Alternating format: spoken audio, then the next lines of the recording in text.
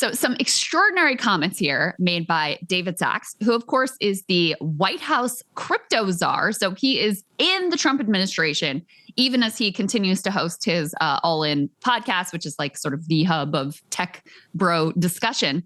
And he made some pretty extraordinary comments about his concerns regarding the Iran war, including the possibility that he could see Israel launching a nuclear weapon, which is, extraordinary. Even just the admission that Israel has nuclear weapons coming from an administration official. Let's go ahead and take a listen to that.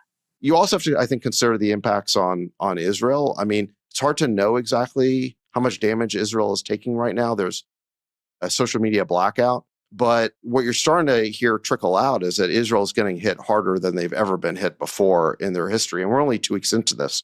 If this war continues for weeks or months, then Israel could just be destroyed, or very large parts of it. Now, I think Israel is a harder target than the Gulf states. Their infrastructure is more hardened. Also, they're further away. The Gulf states are vulnerable to drones and short-range missiles, whereas Israel is mainly vulnerable to long-range missiles.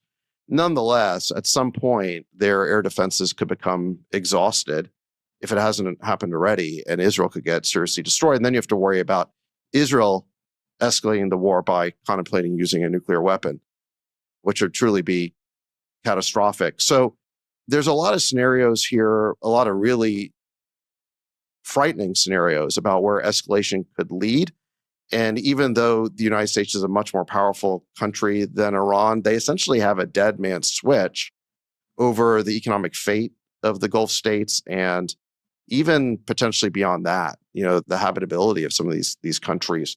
So I do tend to think that this is a good time to declare victory. I think, Brad, you're right that the president has never said that democracy promotion is one of his objectives. Yes, J-Cal, obviously everyone would welcome if the people rose up and chose a new regime, but that's not something that we've said we have to accomplish. Pretty unvarnished comments there, at least coming from a Trump administration official, but unfortunately didn't last long. We can put this next piece up on the screen. Trump put out this Truth Social that says the U.S. has beaten and completely decimated Iran, both militarily, economically, and in every other way.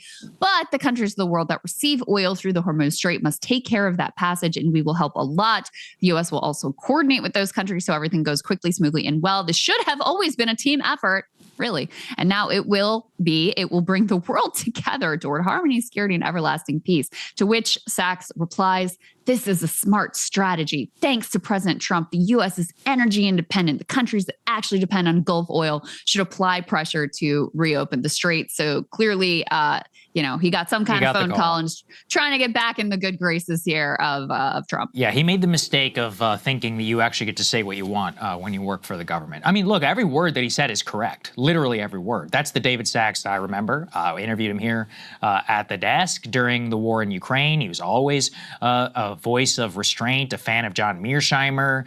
Remember, heroically stood up against the war, against a lot of the neocon agenda for the war in Ukraine and war with Iran, by the way, many years ago. And so this is part of the problem, though, with this entire, actually relates a lot to the conversation that we just had about criticism and your ability to voice when you're within the government, and when the government, and especially this administration, demands absolute and total loyalty from everybody who it works for. I mean, right now, as you and I are doing this segment about David Sachs, the White House press secretary, this happened moments ago, is tweeting out Ben Shapiro fan essays, being like, Ben Shapiro, the White House press secretary, saying, Ben Shapiro says this is the most courageous decision of my entire lifetime to go and to strike Iran. That's the tone coming from the White House press secretary and the president talking about Mark Levin. So when you have people like this who are more independent-minded or have a different view, who actually work inside the administration, if you go out on your skis and, let's say, tell the truth, especially a philosophy which was used to great political effect, I think,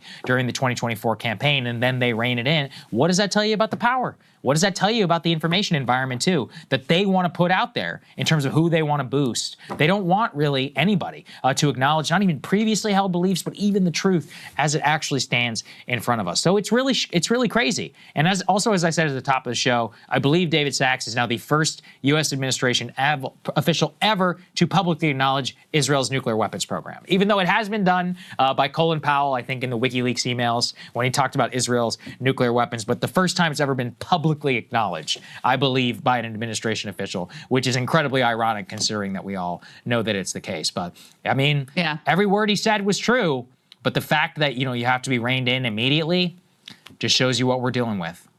I mean, the comments themselves are just worth lingering on for one more minute. The fact that someone in the Trump administration thinks the Israelis are crazy enough that if this thing starts going sideways for them, which in some ways it already has. I mean, I think they're, in a sense, they're definitely achieving more of their aims than the U.S. is. Mm-hmm. This is going better for the Israelis than it is for the U.S. Mm-hmm. But they're still dealing with a toll. There's a huge economic toll there. A significant part of their population is in and out of bomb shelters. I'm sure there are plenty of people who continue to just leave the country because they're like, you know what, this whole safe haven for Jews is not so safe for me and my family. So they're, they've already had an out migration problem. So in any case, that you have this official who's like, these people are crazy enough that they would actually use a nuke. That's a wild, wild admission. That should be terrifying to all of us, that is even a possibility that is on the table, and that this president has put the world in a position where that's a possibility. And by the way, I don't rule it out for him either, because he's backed into a corner. It's not going to be just an easy cakewalk, contrary to what he says, to reopen the Strait of Hormuz. Mm-hmm. Our allies are not excited about putting their service members and their military equipment at risk to help us fix the problem that we have created. The global economy is going to suffer in ways that could potentially be devastating. And there are no clear paths to some sort of easy victory, which is what Trump wants. So the level of danger that the world is in right now is truly, truly terrifying. And especially when you hear, even though he ultimately walked it back, we all know the original comments are the ones that he more accurately believes. To hear that directly from someone within the administration is pretty extraordinary. Yeah, I know. And I do think it's important. I also think we need to start watching for dissent. And for anybody who's listening, who might still listen, who is in the administration, it's time to go. It's time to resign at a certain point. Because unless you want this to be on you forever, if you want to be one of these like Bush folks who has to be a dead ender like Ari Fleischer till the day you die about how you actually acted with honor, we're at the point now. We know what time it is, and I think you should too. And I think it's time to go. Especially, look, David, he can do whatever he wants. He's filthy rich. He's like nearly a billionaire. Is it really worth it at this point, especially if you really believed in the anti-war agenda? For me, no, I don't think so. I think it's time to go, especially if you have the means to stand on your own 2 feet. So that's just my own 2 cents. Thank you guys so much for watching. We appreciate it. Hope and pray that we survive the tornado. If we do, we'll see. Comment below. It really helps get the show to more people. And if you'd like to get the full show ad-free and in your inbox every morning, you can sign up at breakingpoints.com. That's right. Get the full show. Help support the future of independent media at breakingpoints.com.